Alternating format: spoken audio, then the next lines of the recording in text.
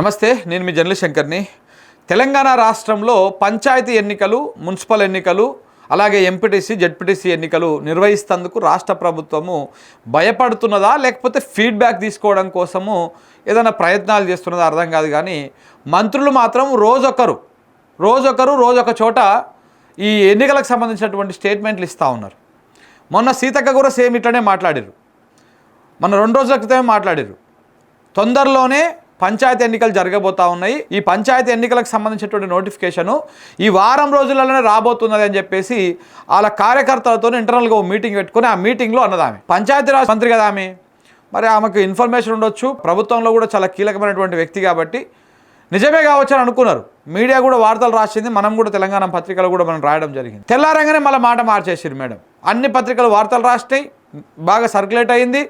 వారంలో పంచాయతీ ఎన్నికలకు, సర్పంచ్ ఎన్నికలకు నోటిఫికేషన్ రాబోతా ఉందంట అని చెప్పేసి సర్పంచ్ ఆశావాహులు ఎవరైతున్నారో ఇప్పుడు పోటీ చేసేందుకు కాంగ్రెస్ పార్టీ నుంచి కానీ, బీఆర్ఎస్ పార్టీ నుంచి కానీ, బీజేపీ నుంచి కానీ, ఇండిపెండెంట్లు కానీ, కమ్యూనిస్టులు కానీ, వీళ్ళందరూ ఎవరెవరైతే వెయిట్ చేస్తూ ఉన్నారో వాళ్ళందరూ కూడా ఒక్కసారి యాక్టివ్ అయిపోయారు. పంచాయతీ ఎన్నికలు వచ్చేస్తున్నాయి అని చెప్పగానే తెల్లారంగానే మేడం మాట మార్చేసింది సీతక్క.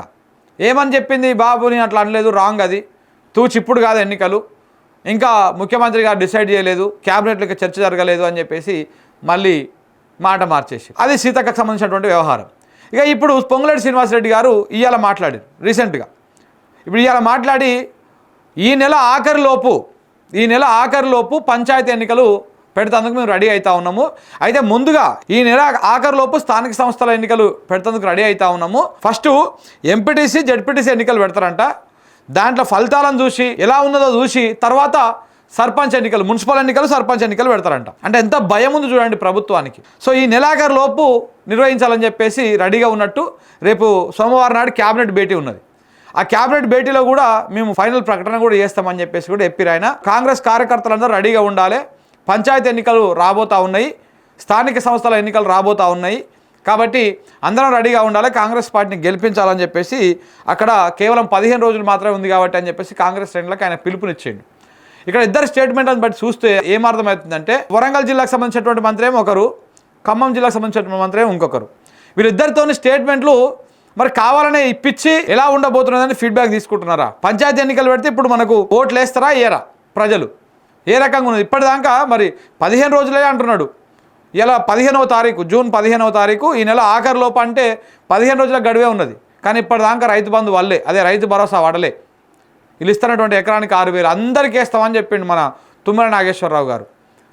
ఇక గిమిట్ ఏం లేదు, అందరికీ వేసేస్తాం, ఒకటేసారి వేస్తాము, విడతల వారికి వేసే కార్యక్రమం కూడా లేదు, ఈసారి ఒకటేసారి టెన్షన్గా వేసేస్తామని చెప్పేసి చెప్పారు. కానీ మరి ఇప్పటిదాకా వడలేదు, ఇంకా కార్యక్రమం కూడా షురు కాలే. మరి రేపు క్యాబినెట్ భేటీలో మాట్లాడుకొని మరి ఏమన్నా, ఇప్పటికే 4,000 కోట్లు నిన్ననే తెచ్చిరు ఆర్బీఐకి వెళ్ళి 4,000 కోట్ల అప్పు తెచ్చిరు.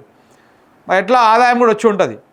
మరి దాంతో ఇప్పుడు వేస్తారేమో, మరి వేస్తారా లేకపోతే సేమ్ కొంతమంది కేసు ప్రచారం చేస్తారో తెలియదు. కానీ అయితే ఈ నేపథ్యంలో ఎట్లా ఉంటుంది ప్రజల నుంచి రియాక్షను?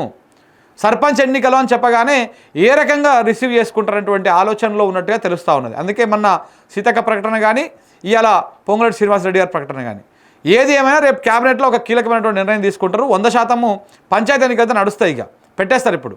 ఎందుకంటే వాళ్ళకి ఇంకొక ఆప్షన్ లేదు. కాంగ్రెస్ పార్టీ మీరు చూడండి ఎప్పుడు పనిచేసింది, ఎప్పుడు ఎన్నికలు ఉంటే అప్పుడు మాత్రమే పనిచేసినట్టు కనిపించింది. కనీసం ఇప్పుడు అసెంబ్లీ ఎన్నికలు అయిపోయినాయి, అధికారంలోకి వచ్చిర్రు. పనిచేయడం అంటే ప్రజలకు రావాల్సినటువంటి కొన్ని సంక్షేమ పథకాల గురించి చెప్తున్నాను నేను. అసెంబ్లీ ఎన్నికలు అయిపోయినాయి, అసెంబ్లీ ఎన్నికలకి లోక్సభ ఎన్నికలకు మధ్యలో కొంత గ్యాప్ వచ్చింది.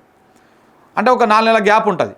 ఆ గ్యాప్ లోపల రైతు బంధు వేయకపోతే వాళ్ళు ఓట్లు వేస్తారో వేయరో అన్న భయంతో ఆడనో ఏడనో కొంతమందికి రైతు బంధు వేసిరు. అట్లా ఆ రైతు బంధు కూడా పడ్డది.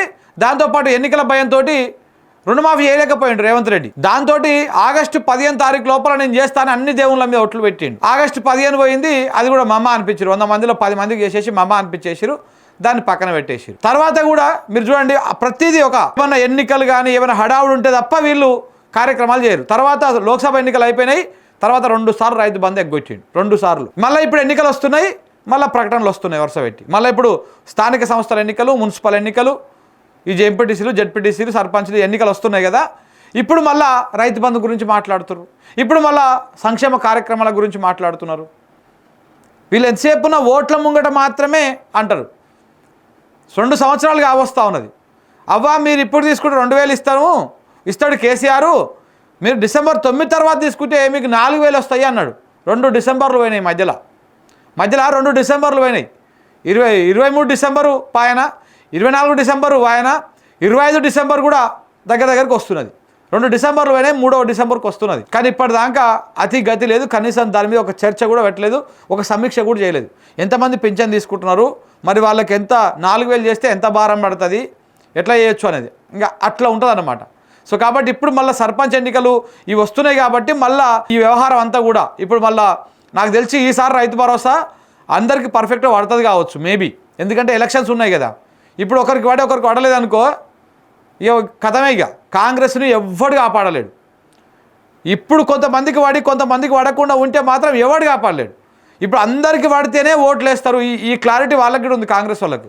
కానీ తెలంగాణ ప్రజలు ఏం చేయాలి? ఇప్పుడు సర్పంచ్ ఓట్లలో గెలిచినా ఓడినా రేవంత్ రెడ్డి సర్కార్కి, రేవంత్ రెడ్డికి, ఆయన పార్టీకి, ప్రభుత్వానికి వచ్చిన నష్టం ఏం లేదు. ఇప్పుడు ఏ పైసలు వచ్చినా ఏమొచ్చినా కానీ తీసుకోరి మీ జేబులో పెట్టుకోరి, మీరు ఎవ్వరికి వేయాలనో వాళ్ళకే ఓట్లు వేయరు, మీరు ఎవ్వరికి వేయాలనో వాళ్ళకే వేయరు. ఇక ఆయనే ఉన్నాడు కదా ఆయనకి ఏదామని వేస్తారు అనుకో, మళ్ళీ తర్వాత ఇక ఇదే లాస్ట్ అవుతుంది. ఈ లెక్క ప్రకారం మీరు తీసుకోండి, ఎవరికి ఓటు వేయాలనో వాళ్ళకి ఓటు వేయండి. కానీ ఏదేమైనా ప్రభుత్వం మాత్రం జూలైలో లేదా ఆగస్టులో ఈ పంచాయతీ ఎన్నికల కార్యక్రమం మొత్తాన్ని అయిపోగొట్టడానికి రెడీగా ఉన్నది. ఇటు స్థానిక సంస్థలు, అటు మున్సిపల్ అన్నీ కూడా చూడాలి. మరి పొంగులేటి గారి మాట నిజమవుతుందా కాదా, పంచాయతీ ఎన్నికలు నిర్వహిస్తేందుకు రెడీగా ఉన్నారా లేరా అనేది. Thank you.